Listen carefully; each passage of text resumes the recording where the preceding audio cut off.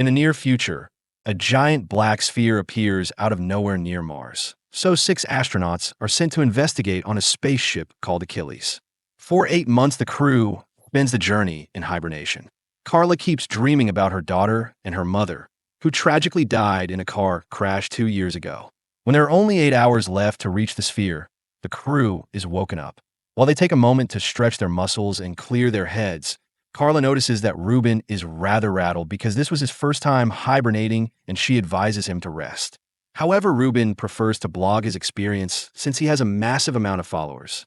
Afterward, Carla meets with Commander Paul, and they try learning more about the sphere by scanning it. But the ship's AI can't find anything out there. Kara thinks they should go back, but Paul wants to finish their mission anyway. The lack of data makes Ruben even more nervous than he already is. The crew decides to contact Vance, the head of the expedition program, who tells them people on Earth are eagerly waiting for an answer to the mystery. They can't disappoint them, so the mission must be completed. Sometime later, Carla starts hearing her mother's voice in the corridors, but she doesn't see anyone around. At the same time, Ruben is startled awake by creepy whispers in his room. When Carla gets to her room, Vance video calls her, saying he's worried about her because she's been looking tense. As Carla assures him she's fine, call is suddenly cut off and the ship's AI announces the sphere is causing an anomaly. Carla runs to the main deck and finds a mysterious sphere shooting a very bright beam of light at the ship, which is causing various issues in the system. The rest of the crew also runs to the deck, and Tez points out the light seems to be a way to show the ship where to go. As the ship continues to get closer, the AI picks up a noise coming from a sphere. When Carla analyzes it, they decode a message that repeatedly says Deus, which means God in Latin. Ruben panics and asks the crew to go back before he runs out of the room.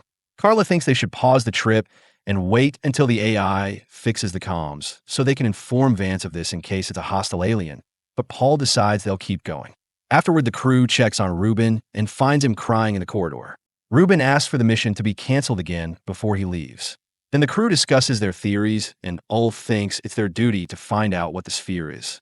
If it turns out to be an alien trolling them, they could just blow it up. Paul is following this on the cameras and calls Ulf to the deck to tell him not to mention blowing up things ever again. When the ship is about to reach the sphere, both Carla and Ruben start hearing the voices again. Ulf takes Carla to her room, and she explains she's been having headaches since the car crash, but she doesn't mention the voices. Their talk is interrupted by Tez, who informs them Ruben is missing. Ignoring Ulf's concerns about his health, Carla joins the search. The team splits, and Tez gets to check the cargo bay. Hidden behind some containers, Ruben is surrounded by lights as he does a ritual to please the voices in his head. His skin is getting carved with a bunch of religious symbols. When Tez finally finds him, she screams in horror, so Carla and Ulf run to find her. Unfortunately, by the time Carla gets there, it's too late.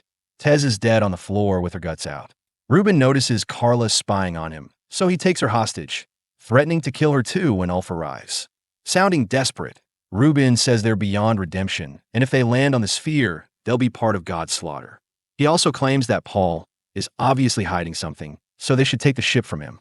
At that moment, Paul appears behind Ruben and shoots him without hesitation, instantly killing him. Then he tells Ulf to get 2 body bags, not showing any emotion regarding the loss of 2 crew members. After grabbing Ruben's knife, Carla follows Paul into the elevator and asks him if he really knows something. Paul denies it and gets angry as he senses she wants to quit the mission, but he reminds her that orders are orders. When they arrive at her room, Carla snaps and calls Paul out for behaving so coldly about their fellow team members' deaths, but Paul just walks away. Instead of body bags, Ulf decides to put the bodies in their corresponding hibernation chambers. With only 3 hours left before reaching the sphere, the crew separates the main Achilles frame and stays in a smaller ship to navigate through the sphere more easily. Carla notices some kind of structure on the sphere, but can't understand what it is. When the ship finally lands on the sphere, the comms begin working again, and the crew gets a call from Vance. He informs them that 10,000 unidentified structures like the one Carla saw have appeared on Earth, but they don't seem to be invading. Vance is convinced the sphere is behind this and wants the crew to solve the mystery as soon as possible. Paul orders Ulf and Carla to go out to investigate, but Sean points out they'll need a scientist and volunteers to go as well. The trio suits up and leaves the ship while Paul watches them on the cameras. The sphere is completely dark, so they can't see in the distance, and Carla's scanner can't pick up anything. when she touches the ground. She says it isn't an element known on Earth. Paul sends them to check the structure, and by seeing up close, they realize it's a gate. Suddenly, a bright light starts glowing inside the gate. So Ulf fires a flare to take a better look at the rest of the structure. They see a symbol known as Event Horizon, which represents a boundary in which events can affect an observer. Carla calls it the end of existence and scans the gate, confirming it's made from the same material as the sphere. At that moment, the crew hears a weird noise, which shouldn't be possible in a vacuum. Paul tells them that the ship's AI picked up a transmission and is sending it to them through their communicators. This transmission says, "Welcome." When the light begins glowing brighter, a woman appears in the middle of the gate. The woman is sending out messages with her mind, and the AI translates them for the crew, revealing that this being claims to speak for the creator of all existence. This creator has come as a warning and to help by giving humanity a choice. Those who enter the gate will find eternal peace, and Carla was the chosen one to show them the way. Inside the gate, they'll find the end of all suffering and pain, but those who choose not to enter will die when the sphere reaches Earth to destroy it. Suddenly, the woman turns into Carla's mother and tells her that someone is waiting for her inside the gate. A shocked Carla walks into the light and has a flashback about the car crash before finding herself near a golden city with the accident wounds still fresh on her head. Her daughter is there, and Carla runs toward her, but before they can reunite, Carla wakes up on a table in a ship. After having a seizure, Carla throws up and wonders how she got there. Ulf explains she could barely stand when she came out of the gate, so he brought her back to the ship. Unfortunately, Sean didn't make it. Their conversation is interrupted by a call from Vance, who wants to know all the details. Carla tells him about the Golden City and compares it to Jerusalem, causing Ulf to call it heaven. She doesn't mention her family even when Vance keeps asking questions, not believing her when she says she saw nothing else. Once the call is over, an irritated Paul leaves the room and Carla asks about Sean's death. Ulf explains his suit ruptured and Carla doesn't believe since their suits are made of a material that doesn't break. Then Ulf says Sean didn't secure his glove correctly and he decompressed, but Carla doesn't buy this either since Sean was a very experienced explorer. A very suspicious Ulf reminds her that everyone makes mistakes and tells her to rest. Carla wants to explore the sphere again, however Ulf informs her the ship is already leaving and follows her out. When they reach a corridor with no cameras, Ulf asks Carla what she really saw inside the gate, so she tells him about her family. She also explains she doesn't trust Vance and Paul because it seems they're hiding something. Moments later, Ulf returns to the deck, and Paul asks him what happened when he and Carla were out of the camera's reach. But Ulf tells him Carla said nothing new. Paul gets suspicious and reminds Ulf to respect his orders. Once the ship is out of the sphere's orbit, the AI announces the crew should be ready to hibernate in 1 hour. After grabbing Ruben's knife, Carla goes to the pods and checks Sean's body, especially his suit. Next, she breaks the lock to Paul's room with a knife and goes inside to search for clues. Paul sees her on the security cameras and sends Ulf after her.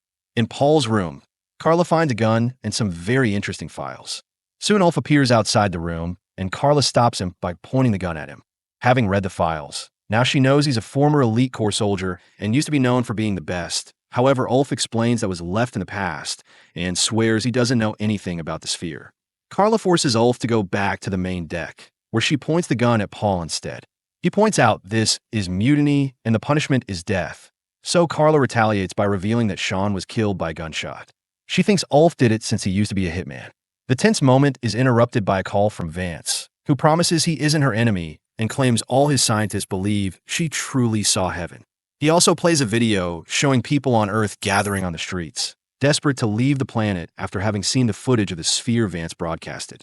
Carla is left in shock, and Paul uses the chance to jump on her. After some struggle, Carla manages to push him off and shoots him in the chest to kill him. Then she notices she got hurt during the fight and her stomach is bleeding. After Vance hangs up, Carla points the gun at Ulf, who admits he did kill Sean. However, he doesn't want to kill her because he also wants to know the truth about the sphere and what she saw. Deciding to trust him, Carla lets Ulf take her to the infirmary and bandage her wound.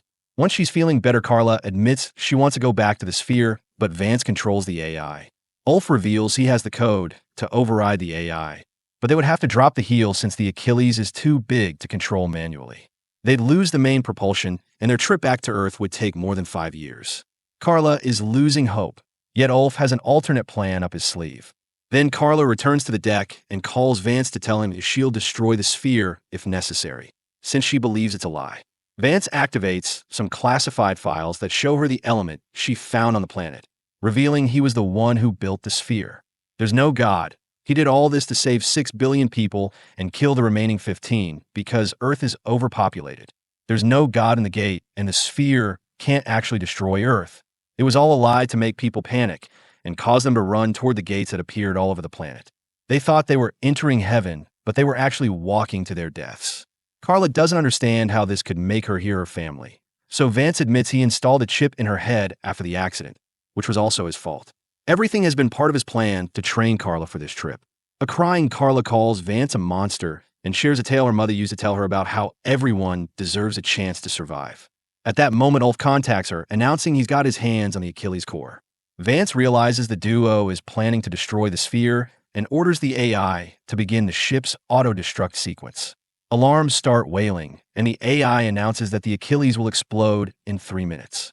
Carla furiously shoots the hologram machine to end Vance's call before contacting Ulf, who gives her the code to separate the main ship from the huge cargo structure. Ulf is still stuck in the elevator, which doesn't move fast enough for him to return to the main ship in time. He tells Carla to leave without him, and at first she refuses. But at that moment, the self-destruction is triggered and the Achilles begins exploding at multiple spots at the same time. Carla has no choice but to separate the ship and watches in horror how all the explosions destroy the main structure, thinking her friend is dead. However, Ulf suddenly contacts her, revealing he crossed over at the last second. Afterward, the duo celebrates their survival with a drink, and Ulf explains that since they lost half of the Achilles, the detonation of the core will have to be done manually. Carla accepts this and says they'll do it together. However, when the ship lands on the sphere, Ulf closes the door behind him and tells Carla to go back to Earth so she can tell everyone the truth. Carla leaves on the ship and shares a final goodbye with Ulf, who waits until the ship is far enough to detonate the core and destroy the sphere at last. Carla is now traveling alone to Earth, and the AI informs her that the trip will take 7 years.